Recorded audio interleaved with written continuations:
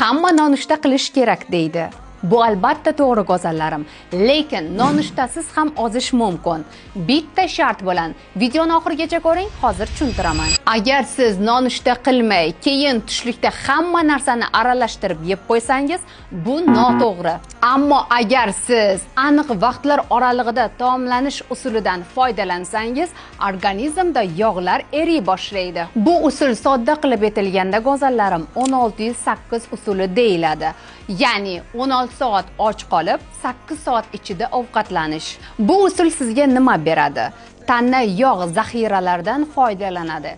Ya'ni semizlik kamayadi. Insulin darajasi tushadi va shirinlikka bo'lgan ehtiyoj pasayadi.